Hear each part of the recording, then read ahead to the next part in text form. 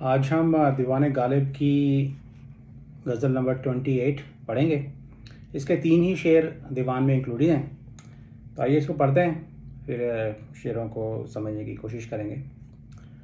कतराए मैं बस की हैरत से नफस परवर हुआ, कतराए मैं बस की हैरत से नफस परवर हुआ, ख़ते जाम मैं सरासर रिश्ताए गौहर हुआ। एतबार इश्क की खाना खराबी देखना, एतबार इश्क की खाना खराबी देखना, गैर ने की आह लेकिन वो खफा मुझ पर हुआ। गर्मी दौलत हुई आतिश जने नामे निको, गर्मी दौलत हुई आतिश जने नामे निको, खाना ए खातिम में याकूत नगी अखगर हुआ।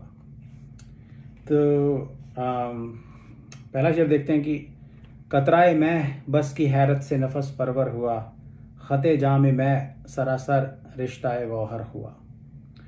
तो इसके अंदर ऑब्वियसली जो अल्फाज यूज़ किए गए हैं वो काफ़ी कॉम्प्लिकेटेड हैं, इसकी इमेजरी भी काफ़ी कॉम्प्लिकेटेड है। ये कुछ फ्रैंक प्रिचर्ड की वेबसाइट या दूसरी जगह पे लोगों ने कमेंट्री की है कि nobody could claim to have fully grasped the point of this share. But anyways, let's make an attempt. तो कतरा है मैं का मतलब है शराब का एक कतरा, ड्रॉप ऑफ वाइन। बस की हैरत से नफस परवर हुआ, तो आउट ऑफ अमेजमेंट, हैरत मीन्स अमेजमेंट और अस्टॉनिशमेंट।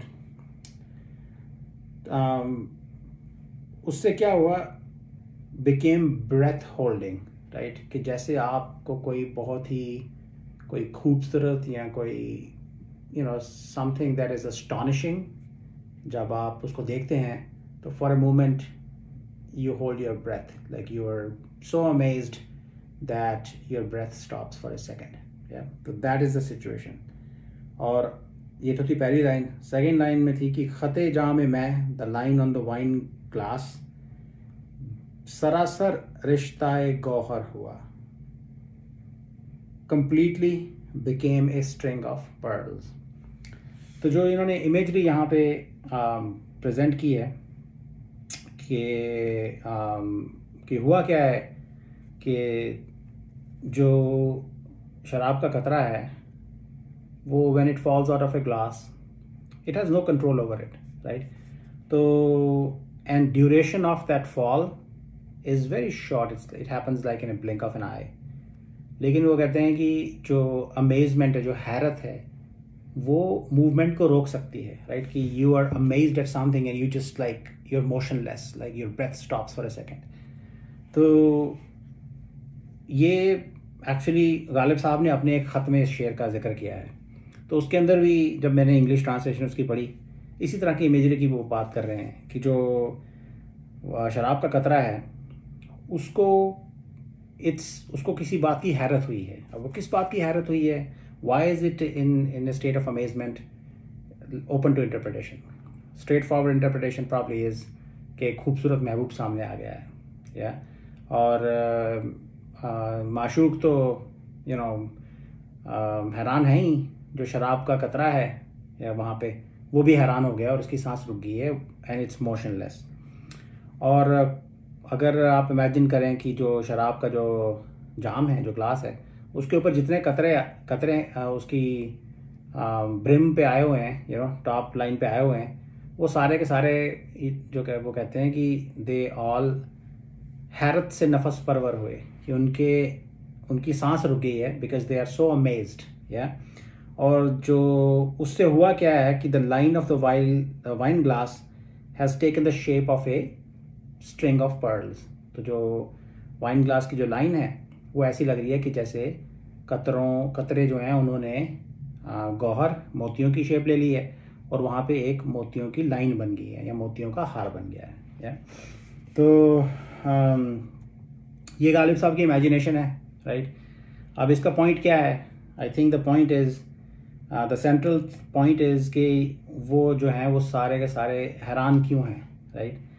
एंड आई थिंक उसकी 2-3 सिनेरियोज हो सकते हैं। एक तो जो मैंने ऑलरेडी डिस्क्राइब किया कि खूबसूरत महबूब सामने आ गया है, तो जो चाहने वाले हैं और जो शराब के कतरे हैं यहाँ पे, वो सब हैरान हो गए हैं उसको देख के, उनकी सांसें रुक गई हैं एंड दे आर मोशनलेस।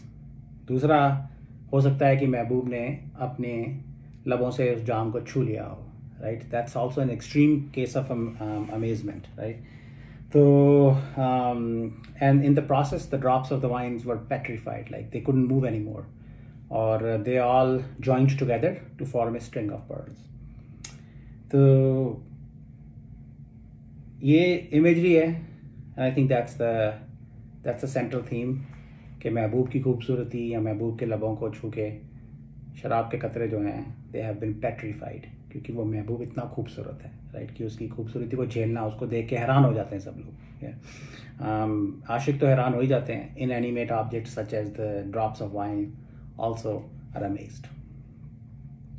तो अगला शेर, इसको फिर दोबारा एक बार पढ़ देते हैं कि कतराए मैं बस की हैरत से नफस परवर हुआ, ख़ते जाम में मैं सरासर रिश्ताए गोहर हुआ। अगला शेर देखें कि एतबार इश्क की खाना खराबी देखना, गैर ने की आह लेकिन वो खफा मुझ पर हुआ।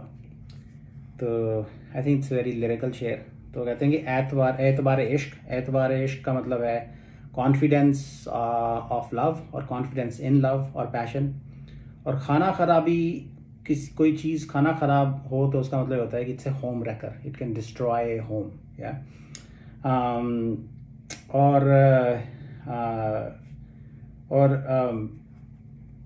और वो कहते हैं कि एतबार इश्क की खाना खराबी देखना, कि look at the home wreckage of the confidence of passion और कॉन्फिडेंस इन पैशन। तो पहली लाइन है गैर ने आह की, कि द अदर, गैर means someone else besides the lover और द बिलवेड। कोई राइवल भी हो सकता है, रकीब भी हो सकता है। गैर ने आह की, उसने ही लेमेंटेड, लेकिन वो खफा मुझ पर हुआ, लेकिन जो महबूब है वो खफा मेरे ऊपर हो गया, क्या। तो क्योंकि इसके अंदर एतबार इश्क की बात की गई है, लेकिन ये नहीं डिफाइन किया गया कि किसके एतबार इश्क की बात है, किसके कॉन्फिडेंस ऑफ लव और कॉन्फिडेंस ऑफ पैशन की बात की गई है। तो आई थिंक इसके अंदर दो ही लाइकली कैंडिडेट हैं, एक तो आशिक है, लवर है, दूसरा माशूक है, बिलवेड है।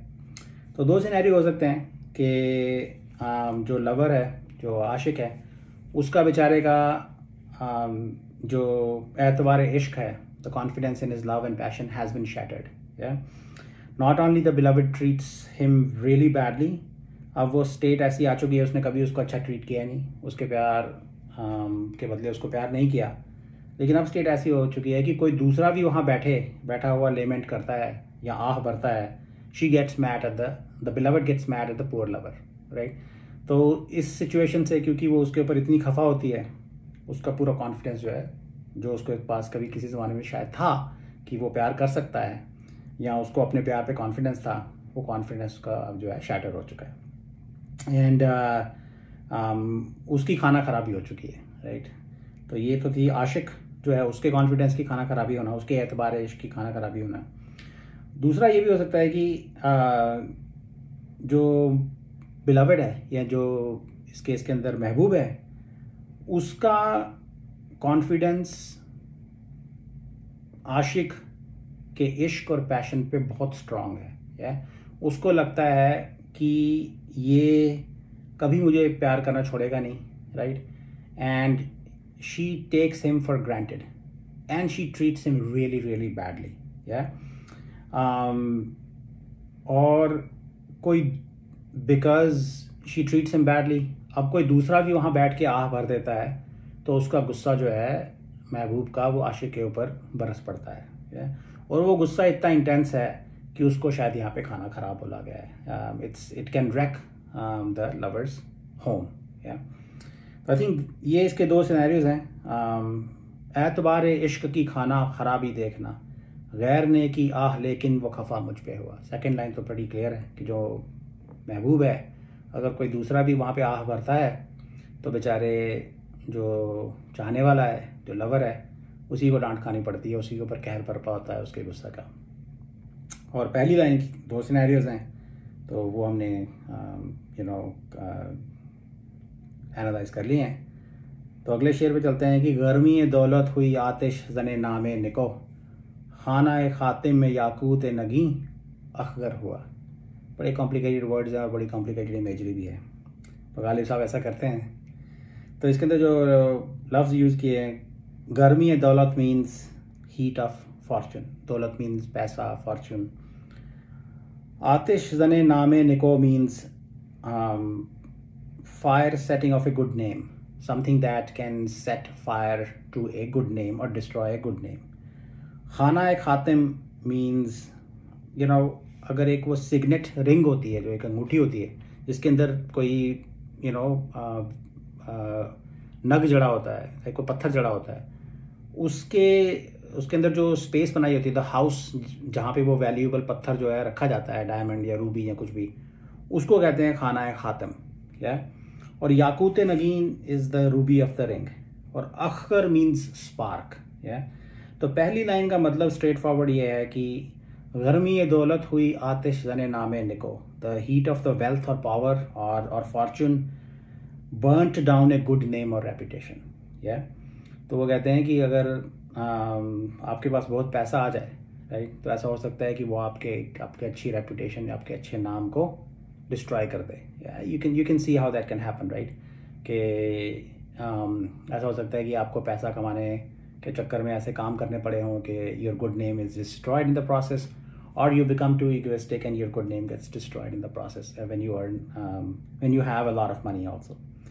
और इसका उन्होंने एग्जाम्पल ये किया है कि एग्जाम्पल ये दिया है कि खाना खातिम में यकूत नगी अख्तर हुआ, कि ये जो रूबी है, द वैल्यूएबल स्टोन, व्हेन, ये गाली सबकी इमेजिनेशन है, right. I can't really see कि ये इसके अंदर अख्तर, ऐसे जैसे मैंने कहा स्पार्क है, उनकी इमेजिनेशन में वो जो दौलत है, वैल्यूएबल स्टोन, वो जिस घर में रहता है, the house of the ring, it acts as a spark in that house and it has the capability of destroying that house.